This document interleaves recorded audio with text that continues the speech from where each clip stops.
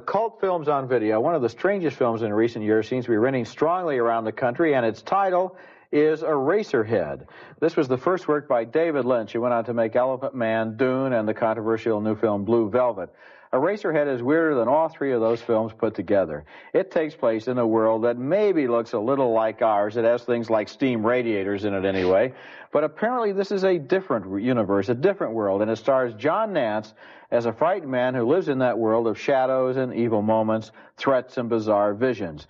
To give you an idea of the film's style, here's the scene where he goes to his girlfriend's house for dinner. There's something really unsettling about the way that tiny little chicken is still alive on the plate, but that's nothing compared to the central scenes in this movie, where the hero and his girlfriend give birth to some kind of lizard monster that cries for the rest of the film until the gruesome ending, after which it doesn't cry anymore.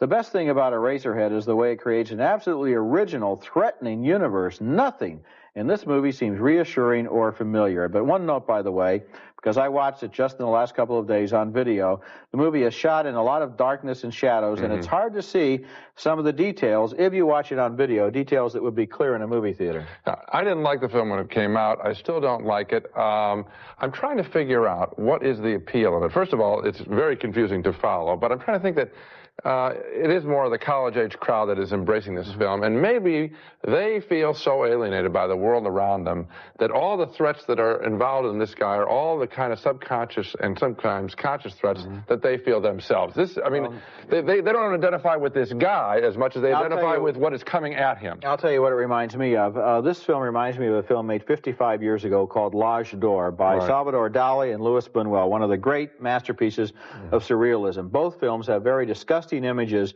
shot in a very crude way, in a very surrealistic way. And in the 60s, I think it might have been called a bad trip. Sometimes people want to go on one. It just makes them feel kind of creepy, and that's maybe what they're looking for.